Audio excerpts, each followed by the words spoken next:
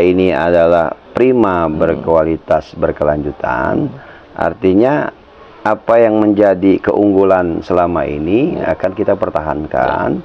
Di samping kita ada pengembangan, seperti karena ibu ini adalah keterwakilan perempuan dan juga aktivis sosial, maka beliau mungkin akan mengembangkan dari program yang ada itu pemberdayaan perempuan, termasuk menjaga anak-anak yang sedang pertumbuhan supaya sehat, ya. Begitupun saya, ketika di salah satu program Pak Ridho itu adalah gerakan baca tulis Al-Quran dan sholat, kita tambahkan saja di situ gerakan kembali ke masjid, mengaji ke masjid. Religius ya, Bang? Iya, lalu kemudian ada bantuan pelatihan untuk UKM dan pemberian modal kerja. Kita tinggal masukkan lagi, membuat semacam tabungan umat. Ya, mungkin selama ini sudah.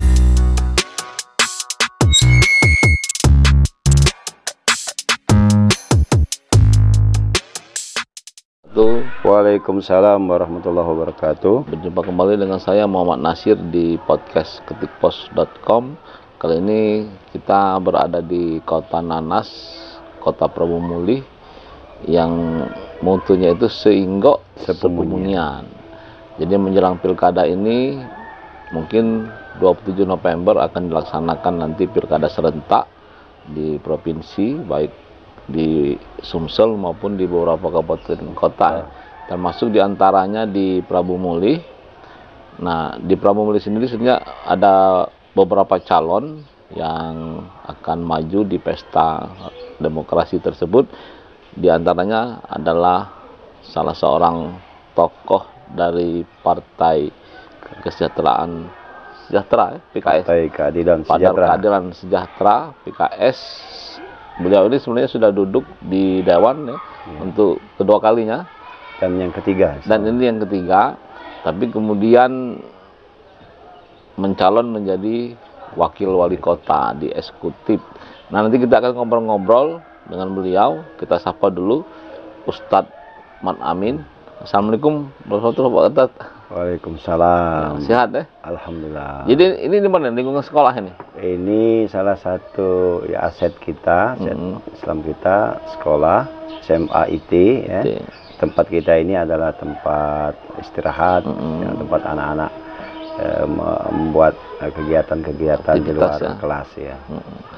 Jadi ini sudah pasti ya, walaupun belum diumumkan kan sudah terdaftar ya di KPU ya. Ya, pasangannya dengan Ibu Ngesti ya. Sudah resmi lah, insya Allah tanggal 22 ini penetapan September, 23 pengundian nomor, dan 25 udah masuk masa kampanye. Balihonya dari mana-mana nih ya. Bisa diceritakan kira-kira Pak Ustadz, sebenarnya Pak Ustadz ini orang mana sih sebenarnya? Apakah memang Prabu Muli atau memang sebenarnya banyak aktivitasnya di Prabu Muli tapi? Saya memang kelahiran Beringin, ya, dulu bagian dari Prabu Muli, dan besarnya ya bagian dari Morenim, Selatan. SD saya habiskan di Beringin, tapi SMP, SMA kita di Prabu Muli, ya. Lalu kemudian menyambung meneruskan sekolah ke Palembang, mengabdi di Indralaya, Ratul Ulum.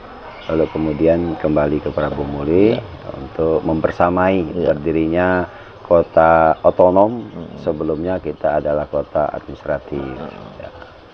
Jadi cukup panjang ya perjalanan. Tapi sepertinya memang banyak habiskan di ini ya, di Prabu Muli ya. Betul. Jadi usia-usia produktif kita banyak di Prabu Muli. Banyak juga kenangan-kenangan di Prabu Muli. Betul. Bisa diceritakan itu. Jadi ya masa-masa sekolah, apalagi sekolah menengah, itu adalah masa pertumbuhan, ya, dimana kita mengeksplor potensi untuk kemudian menjadi basis untuk pengembangan diri kita ke depan. Jadi saya dibesarkan di Prabu Muli dalam suasana pendidikan menengah, ya. Di situ ada kegiatan di SMP sekolah, apa dulu? SMP Negeri 2 Prabu Muli. Masih ada SMP-nya ya? Masih lengkap, di tengah kota.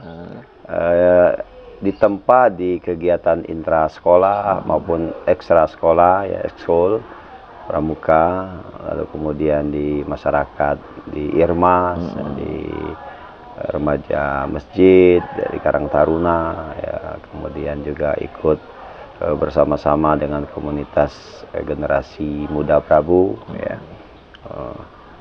Dan sampai kemudian juga mempengaruhi kinerja kita, ya, karena kita ini adalah dari kampung dan di sini adalah menuntut ilmu dengan kondisi keluarga yang terbatas, single parent dulu ibu, jadi menuntut kita untuk bisa mandiri, ya. Karena itu apa yang bisa menjadi ya penghasilan yang halal, ya, kita jalankan.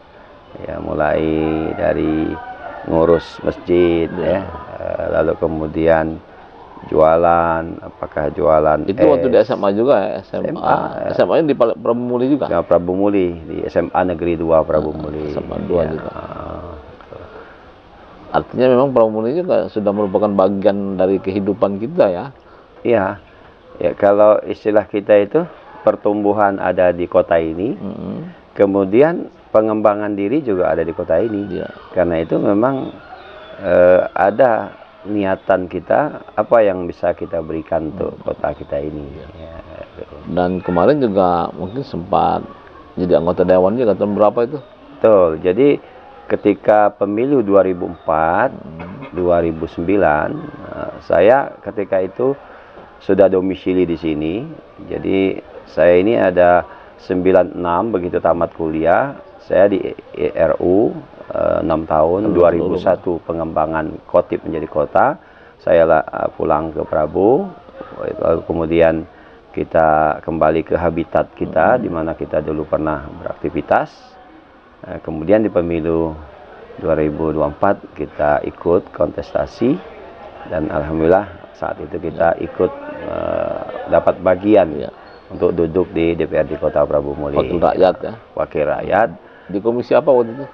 Pertama kali saya di komisi A, ya, komisi 1 membidangi pemerintahan, kesra, dan keamanan. Gitu, ya. Kemudian yang keduanya waktu periode berapa itu?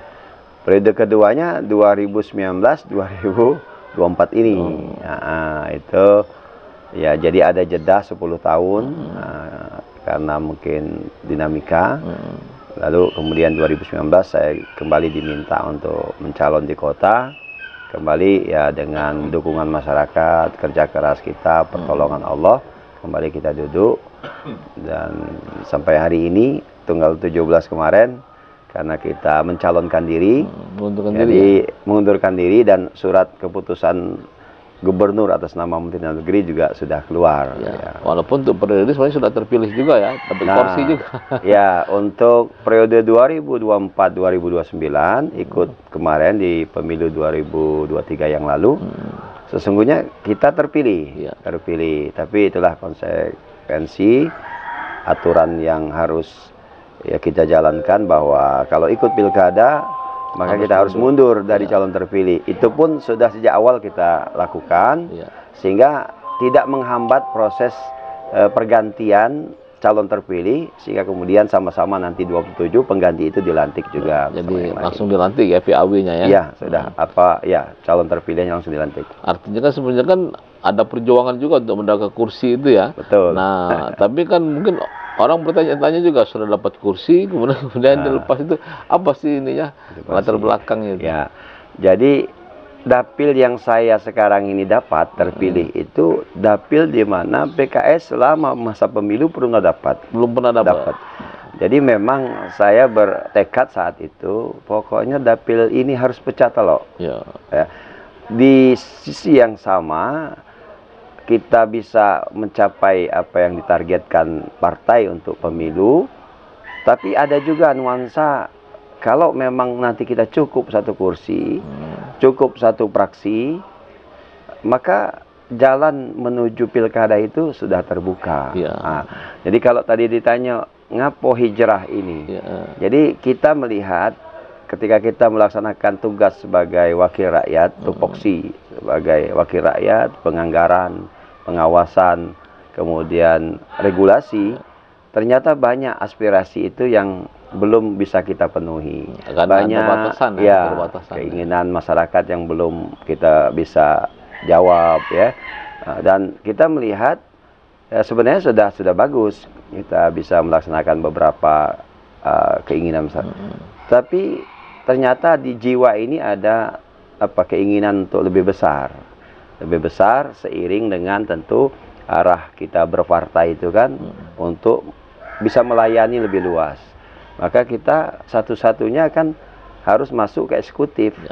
Eksekutif sebagai tadi pengejawatahan keinginan untuk berbakti lebih luas. Jadi itu motivasinya. Yang kedua, kita terus memberikan pendidikan politik, regenerasi. Jadi kalau kita sudah di DPR, sudah seharusnya kita tularkan kepada yang lain, memberi kesempatan kepada yang lain.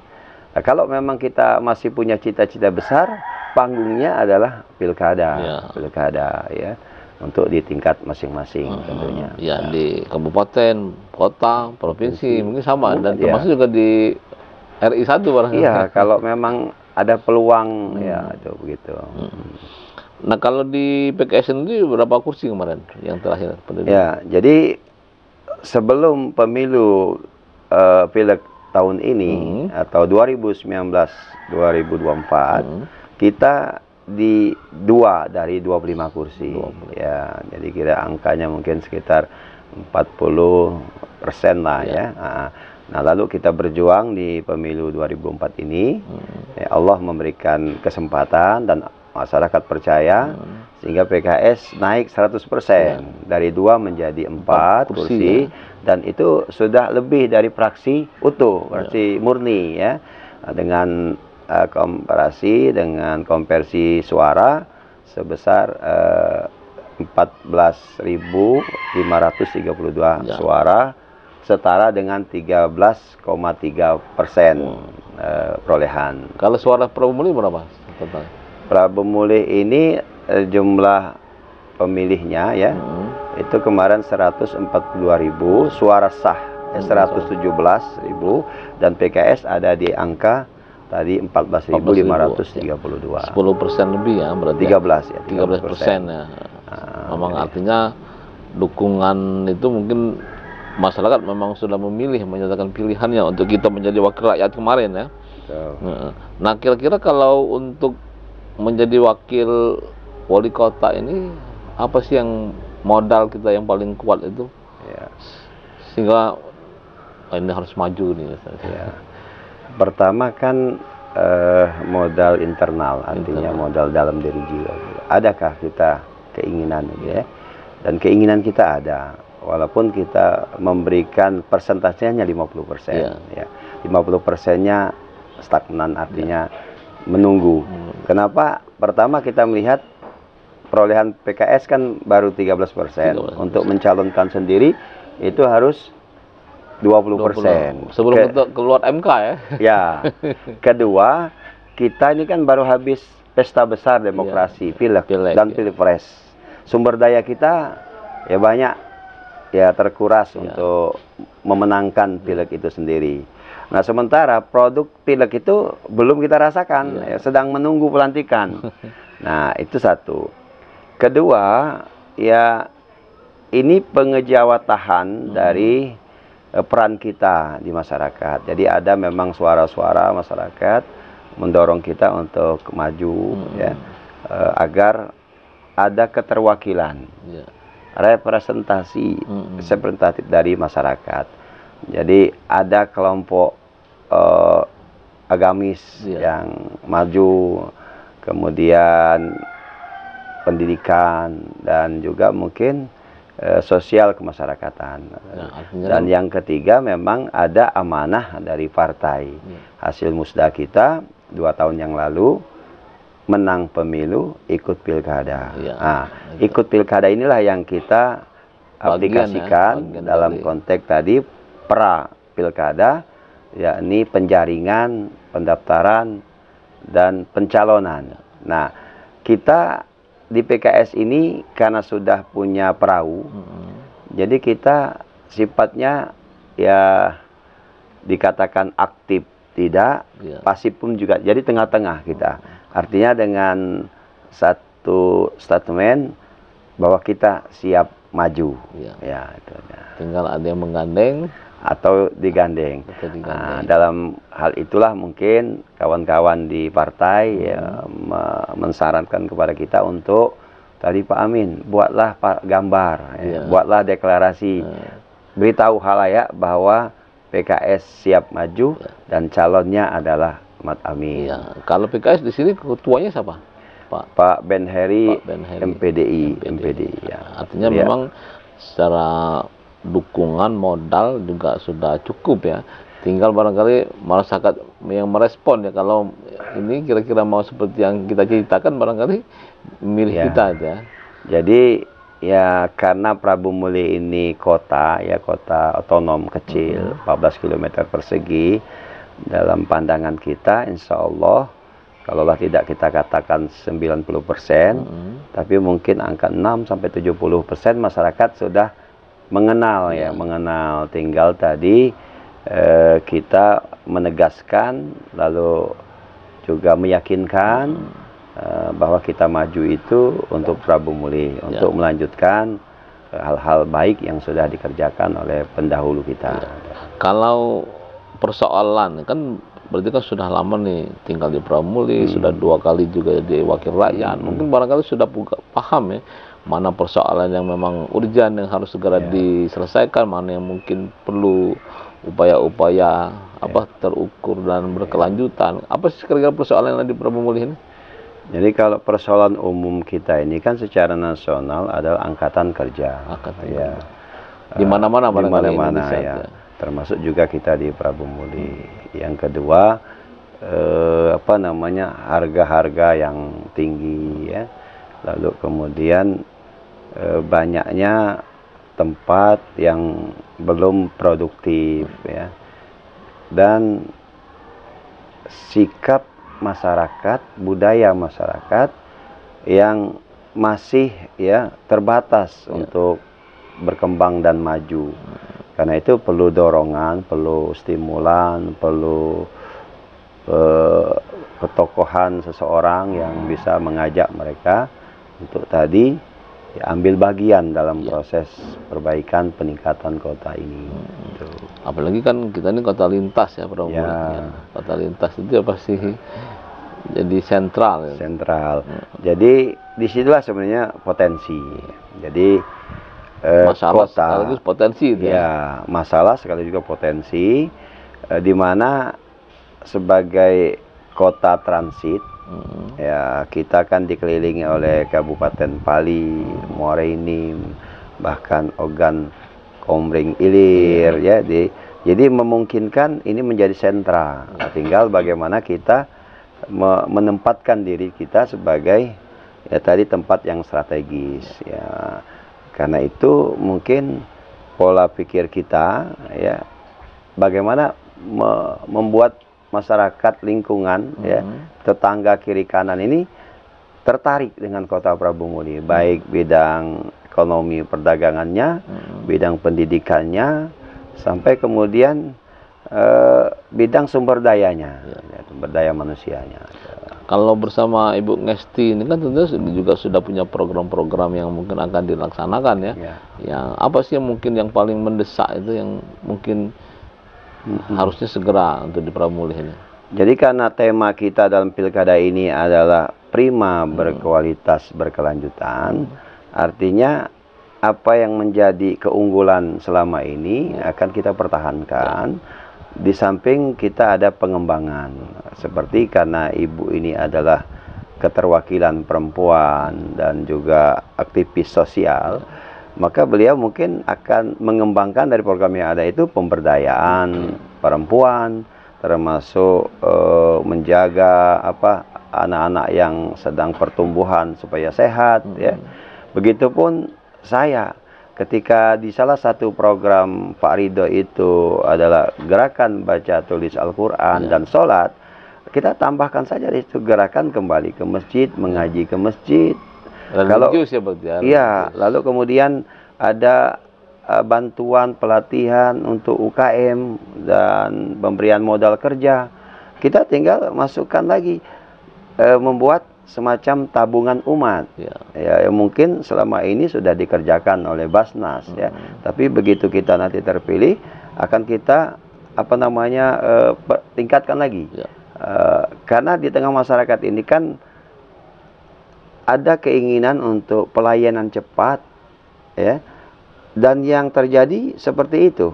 Kita mendapatkan misalnya dari sisi permodalan ada bank keliling. Yang disilahkan orang macam-macam itu. Sebenarnya itu bagus karena akan memenuhi keinginan masyarakat. Hanya saja mungkin yang perlu ke depan itu keberpihakan kepada peminjam. Ya, kalau pemodal kan memang nak untung. Tapi sekarang ini bagaimana peminjam itu tidak merasa terbebani, tapi keinginannya tersalurkan. Karena itu perlu ada suatu lembaga atau entitas masyarakat yang mengumpulkan modal ini, yang kita sebut mungkin tabungan umat dan pengembangan usahanya. Nah, jadi ada masyarakat kita ini kan pedagang kecil sayuran. Barangkali modalnya kan cuma 500 sampai 1 juta per hari. Dia selama ini dengan bank keliling. Nah, mungkin dengan pola yang berbeda, dengan jaminan sama ya, artinya kerjanya sama tapi mungkin polanya berbeda, ya barangkali akan beralih. Yang akan diuntungkan tentu peminjam ya. Di samping kita ambil sisi pemberdayaan generasi muda sebagai relawan dari tabungan umat tadi ya, gitu. Artinya kan memang sudah disiapkan konsep-konsep kedepannya ya. Apalagi memang Prabu Muli ini dikenal sebagai kota minyak dulu. Nah, kalau minyak itu sendiri gimana ceritanya tuh, potensinya? Atau hanya masa lalu tinggal? Minyak ini memang energi yang tidak terbarukan. Jadi dia akan habis dalam masa waktu tertentu. Kejayaannya sudah lalu. Ya, tapi tetap saja masih ada eksplorasi masih ada, tapi sudah tidak menjanjikan lagi untuk jangka panjang karena itu harus ada alternatif. Tapi tetap menjadi bagian dari PAD kita, bagian dari dinamika sebuah kota. Bahkan beberapa aset-aset itu juga menjadi ikon kita ya. Ketika orang melihat ada masjid bagus, itu ada lapangan golf, semuanya aset-aset Pertamina dan bisa dikolaborasikan dengan pemerintah kota. Ya, artinya masih bisa memberikan manfaat juga ya. Terutama dari pajak bagi bangunan. Nah, karena PRK Horkan itu ada di Prabu Muli, jadi wilayah operasinya di luar Prabu Muli, tapi perkantorannya di Prabu Muli. Dan orang berkumpul banyak di Prabu Muli. Karena itu akan memberikan efek kepada peningkatan kesejahteraan masyarakat Kota Prabu Muli. Artinya memang Prabu Muli ini kan sebenarnya punya potensi yang tinggal dikelola dengan baik ya. Nah, kalau untuk solusi angkatan kerja tadi ada jadi pertama kan 2 tahun terakhir ini Dinas Tenaga Kerja sebagai bagian teknis dari pemerintah kota, wali kota melakukan gerakan menghimpun pelaku usaha, pemilik modal, pemilik perusahaan untuk kemudian diminta berpihak kepada masyarakat setempat. Maka lahirlah program Jokper. Jokper pertama 300 kesempatan kerja, kemarin 500 ya, untuk yang ada di dalam kota. Sambil tadi kita melakukan pendidikan, pembinaan, pelatihan yang kemudian nanti akan kita siapkan untuk bersaing di dunia kerja luar ya. Jadi sebagai kota yang terbatas sumber daya, lingkungan, lalu kemudian kita paling tidak tadi menciptakan komunitas generasi unggulan yang kemudian nanti bisa bersaing di tempat-tempat lain di seluruh Indonesia ini untuk merebut kesempatan kerja itu. Jadi mungkin ke depan ya kita perlu artinya duduk ya, kita harus punya database tentang pemuda ini dengan spesifikasi keahlian masing-masing. Lalu kemudian kita buatlah di media-media nasional, di media-media lokal, adakan kerjasama, kunjungan. Harapan kita akan tadi lahir apa yang kita sebut dengan peluang kerja. Ya. Artinya membuka peluang kerja bagi angkatan kerja lokal tadi ya. Ya. Ya. Ada lagi mungkin yang bisa disampaikan berkaitan dengan konsep-konsep Promulih ke depan ini? Ya. Pertama kan kita harus tadi menyeimbangkan sebagai sebuah kota, jadi kota modern harapan kita, tapi tetap humanisme, tetap arif bersama warganya, dan lebih daripada itu bermoral, berakhlak, ya, berbudi pekerti. Ya, kita tidak bisa menjamin kalau kemajuan, kemodernan itu akan terjaga utuh ketika memang penduduknya, warganya, ya kepribadiannya tidak dapat membanggakan kita. Apa bahasa agamanya, akhlaknya tidak terpuji. Nanti orang salah menilai. Jadi kota maju tapi warganya macam-macam. Jadi karena itu kita seimbangkan, dan semua sisi harapan kita berjalan simultan untuk membangun kota ini. Ya. Demikian barangkali perbincangan kita bersama Ustadz Man Amin. Mudah-mudahan beliau ini nanti bisa terpilih ya, sehingga Amin. bisa membawa Promulih ini selain maju dan modern juga berakhlak dan religius. Karena intinya adalah kita harus bisa memadukan antara tidak boleh tertinggal, tapi juga harus tetap menjaga moral dan agama. Itu sebagai jati diri kita. Demikianlah, semoga bermanfaat. Assalamualaikum warahmatullahi wabarakatuh. Waalaikumsalam warahmatullahi wabarakatuh. Bergema, kembali lanjutkan. Ya.